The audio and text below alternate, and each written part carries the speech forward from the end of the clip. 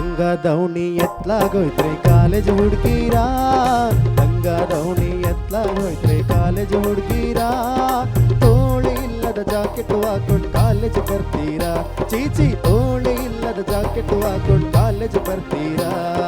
ಲಂಗ ದೌಣಿ ಎತ್ತಾಗೋಯ್ತ್ರಿ ಕಾಲೇಜ್ ಹುಡುಗೀರಾ, ಲಂಗ ದೌಣಿ ಎತ್ತಾಗೋಯ್ತ್ರಿ ಕಾಲೇಜ್ ಹುಡುಗೀರಾ, ತೋಳೆ ಇಲ್ಲದ ಜಾಕೆಟ್ ಹಾಕೊಂಡು ಕಾಲೇಜ್ ಬರ್ತೀರಾ, ಚೀಚಿ ತೋಳೆ ಇಲ್ಲದ ಜಾಕೆಟ್ ಹಾಕೊಂಡು ಕಾಲೇಜ್ ಬರ್ತೀರಾ.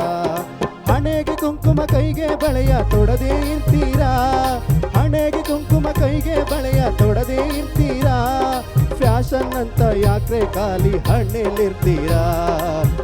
ದೌಣಿ ಎತ್ತಾಗೋಯ್ತ್ರೆ ಕಾಲೇಜ್ ಹುಡುಗೀರಾ, ಲಂಗ ದೌಣಿ ಎತ್ತಾಗೋಯ್ತ್ರೆ ಕಾಲೇಜ್ ಹುಡುಗೀರಾ, ತೋಳೆ ಇಲ್ಲದ ಜಾಕೆಟ್ ಹಾಕೊಂಡು ಕಾಲೇಜ್ ಬರ್ತೀರಾ, ನೀವು ತೋಳೆ ಇಲ್ಲದ ಜಾಕೆಟ್ ಹಾಕೊಂಡು ಕಾಲೇಜ್ ಬರ್ತೀರಾ.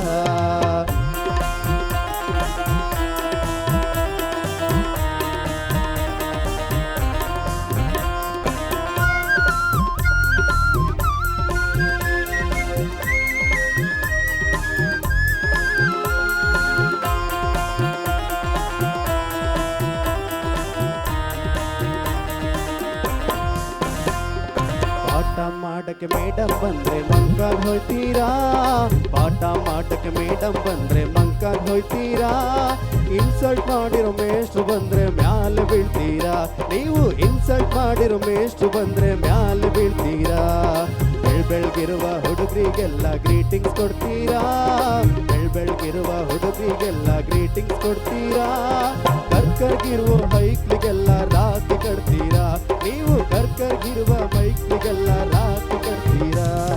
ಗಂಡು ಬೀರೀರಾ ನೀವು ಗಂಡು ಬೀರೀರಾ, ಪ್ಯಾಂಟು ಶರ್ಟು ಹಾಕ್ತೀರೇನ್ರಿ ಗಂಡು ಬೀರೀರಾ, ಎಲ್ರೂ ನಿಮ್ಮನ್ನು ಕೇಳಿದ್ರೆ ಇದು ಫ್ಯಾಷನ್ ಅಂತೀರಾ, ನೀವು ಎಲ್ರೂ ಇದು ಕೇಳಿದ್ರೆ ಫ್ಯಾಷನ್ ಅಂತೀರಾ.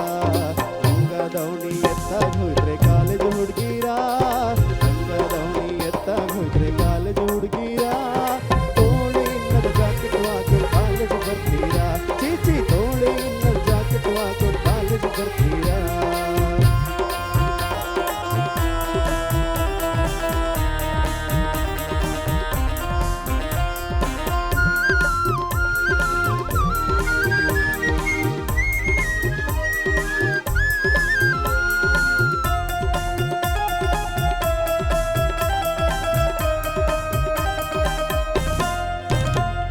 ಸೈಕಲ್ ತುಳ್ಕೊಂಡು ಬಂದ್ರೆ ಹಿಂದೆ ದುರ್ದುರ್ ನೋಡ್ತೀರಾ, ಸೈಕಲ್ ತುಳ್ಕೊಂಡು ಹಿಂದೆ ಬಂದ್ರೆ ದುರ್ದುರ್ ನೋಡ್ತೀರಾ, ಹೀರೋ ಹೊಂಡ ಫಾಲೋ ಮಾಡಿದ್ರೆ ಟಾಪ್ ಕೇಳ್ತೀರಾ, ನೀವು ಹೀರೋ ಹೊಂಡ ಫಾಲೋ ಮಾಡಿದ್ರೆ ಟಾಪ್ ಕೇಳ್ತೀರಾ.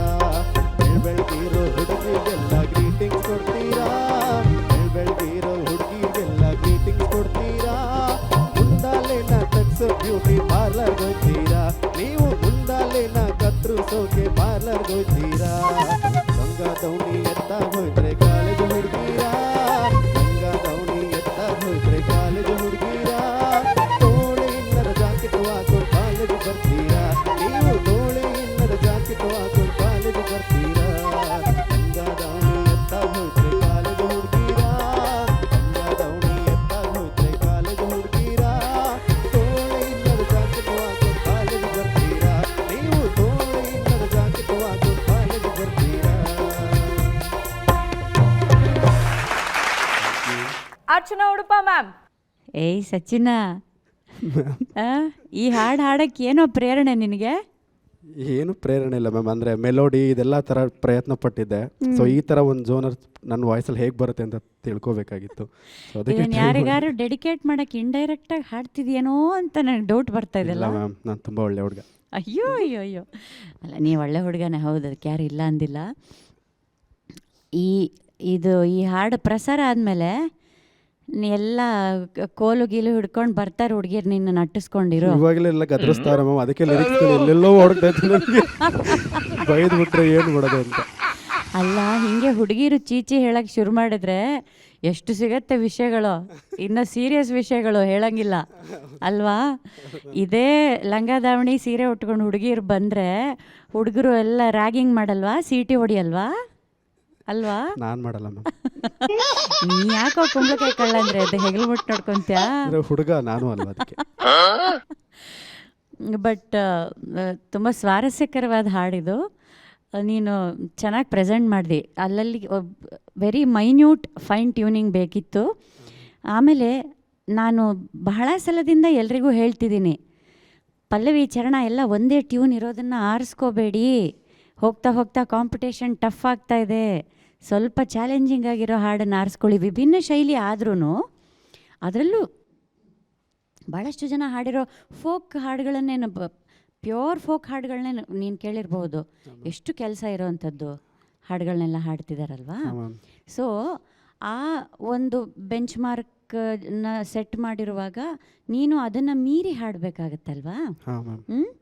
ಸೊ ಬರುವ ದಿನಗಳಲ್ಲಿ ಇನ್ನೂ ಚಾಲೆಂಜಿಂಗ್ ಹಾಡುಗಳನ್ನು ಆರಿಸ್ಕೊಂಡು, ನೀ ಕಳೆದ ಸಂಚಿಕೆಯಲ್ಲೆಲ್ಲ ಎಷ್ಟು ಅದ್ಭುತವಾದ ಪ್ರದರ್ಶನ ನೀಡಿದ್ಯಾ. ಸೊ ಹೀಗೆ ಹೋಗಿರೋ ಗ್ರಾಫು ಮತ್ತೊಂಚೂರು ಹೀಗೆ ಕೆಳಗೆ ಬರ್ಕೊಡ್ದಲ್ವಾ, ಅದಿನ್ನ ಮೇಲೆ ಇಷ್ಟು ಮೇಲೆ ಹೋಗಬೇಕು ಅಲ್ವಾ. ಓಕೆಪ್ಪ, ಶುಭವಾಗಲಿ. Thank you ma'am, thank you so much. Thank you so much. Kadabagere Muniraju sir, ಸೆಕ್ಯೂರಿಟಿಗೆ ಹೇಳ್ಬಿಡಪ್ಪ ಫಸ್ಟೇ ಒಂಚೂರು. ನಿನಗೊಂಚೂರು ಸೆಕ್ಯೂರಿಟಿ ತಗೊಬಿಡು. Sure sir. ಬಿಟ್ಟಾರ ನಿನ್ನ. ಶೂಟಿಂಗ್ ಮುಗಿದ್ಮೇಲೆ ನನ್ನ ಕೈಗೆ ಸಿಗು, ಮಾಡಿಸ್ತೀನಿ ನಿಂಗೆ. ಆದರೂ ಇನ್ನೊಂದೆರಡು ಸಾಹಿತ್ಯ ಚೆನ್ನಾಗಿತ್ತದು. ಅದು ಇಲ್ಲಿ ಒಂದು ಹಳ್ಳಿ ಹುಡುಗ ಏನು ಮಾಡ್ತಾನೆ ಅಂದರೆ, ಪಾಪ ಅವ್ನು ನೋವು ಅಲ್ಲಿ ಹೇಳ್ಕೊಳ್ತಾ ಇದ್ದಾನೆ. ಹಳ್ಳಿ ಹುಡುಗರು ನೋಡ್ಸು ಕೇಳಿದ್ರೆ ಕೊಡಲ್ಲ ಅಂತೀರಾ, ಹಳ್ಳಿ ಹೈದ ನೋಡ್ಸ್ ಕೇಳಿದ್ರೆ ಕೊಡಲ್ಲ ಅಂತೀರಾ, ಪ್ಯಾಟೆ ಹುಡುಗರು ಕೇಳಿದ್ರೆ ಕಂಡ್ರೆ ಲವ್ ಲೆಟ್ರೆ ಕೊಡ್ತೀರಾ. ಅದಿತ್ತು ಸರ್ ಮೇಡಮ್, ನೋಡಕ್ ಗಾಬರಿನೇ ಆಗೋಯ್ತು ಅವ್ರಿಗೆ ಅಂದ ತಕ್ಷಣ ಮರ್ತೇ ಹೋಯ್ತಾ ಲಿರಿಕ್ಸ್. ಇನ್ನೂ ಮುಂದುವರೆದು ಹೇಳ್ತಾರೆ ಅವರು. ಲಿಫ್ಟಿಕ್ ಪೌಡ್ರು ಹಾಕ್ಕೊಂಡು ನೀವು ದೇವಸ್ಥಾನಕ್ಕೆ ಬರ್ತೀರಾ, ವಾರೆ ಗಣ್ಣಲ್ಲಿ ಪೂಜಾರೈ ಅಂತ ಅಲ್ಲೇ ಕೆಡಿಸ್ತೀರಾ ಅಂತ.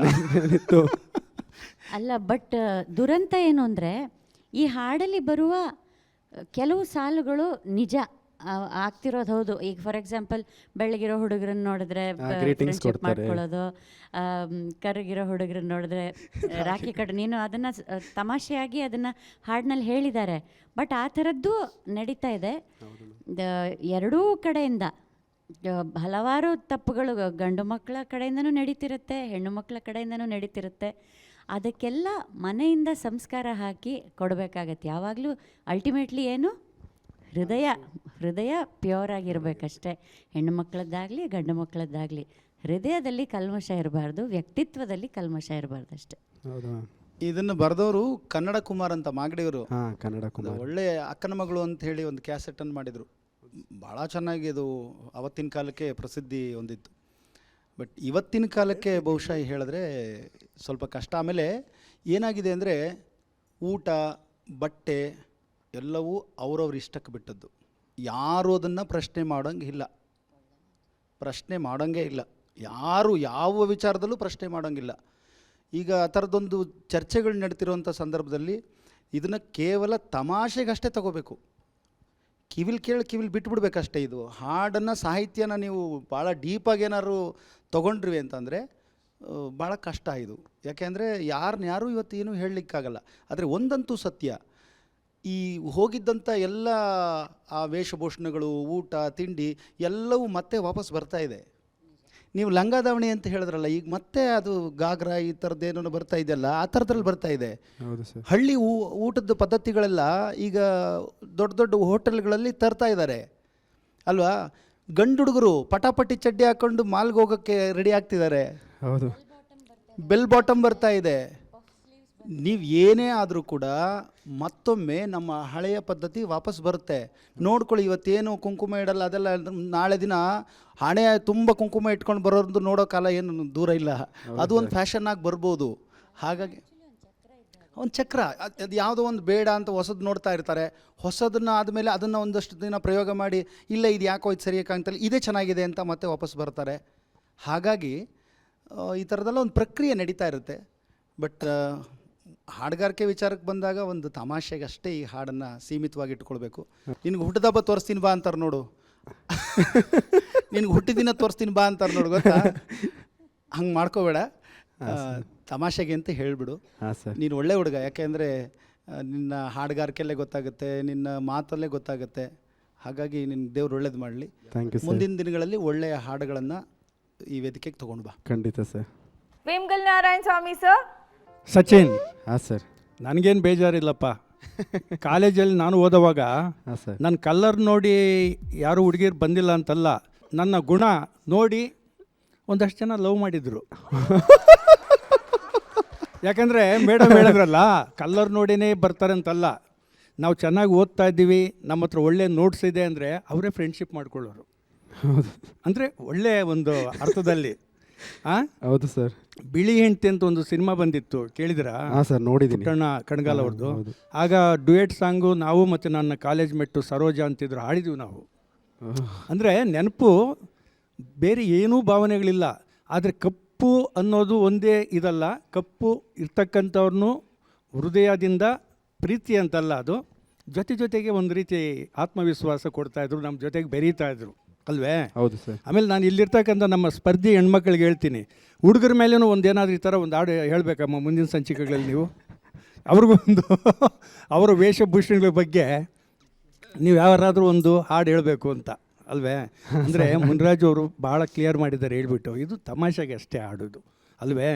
ಇದು ಒಂದು ರೀತಿ ವೇದಿಕೆಯಲ್ಲಿ ಕೇಳಲಿಕ್ಕೆ ನಾವು ಖುಷಿ ಪಡಲಿಕ್ಕೆ ಅಷ್ಟೇ ಹಾಡು. ಇದರ ಸಾಹಿತ್ಯನ ಯಾರೂ ನಾವು ಗಂಭೀರವಾಗಿ ತಗೊಳ್ಳೋಂಥ ಅವಶ್ಯಕತೆ ಇರ್ಕೂಡ್ದು, ಇರಲೂಬಾರ್ದು ಅಲ್ವೇ? ಹೌದು ಸರ್. ಹಾಗಾಗಿ ಒಂದು ಖುಷಿಯಾದ ಹಾಡು ಕೊಟ್ರಿ. ಅದೇ ನೀವು ಹೇಳ್ದಾಗೆ ಈಗ ಕಾಂಪಿಟೇಷನ್ನು ಭಾಳ ಹೀಟ್ ಆಗ್ತಾ ಇದೆ, ಗೊತ್ತಿಲ್ಲ. ಅದರಿಂದ ನೀವು ಇನ್ನೊಂದಷ್ಟು ಸ್ವಲ್ಪ ಚಾಲೆಂಜಿಂಗ್ ಇರ್ತಕ್ಕಂಥ ಹಾಡುಗಳನ್ನ ಮುಂದೆ ಸೆಲೆಕ್ಟ್ ಮಾಡ್ಕೊಳ್ಳಿ. ಒಳ್ಳೆಯದಾಗಲಿ ನಿಮಗೆ. Thank you sir. Thank you so much.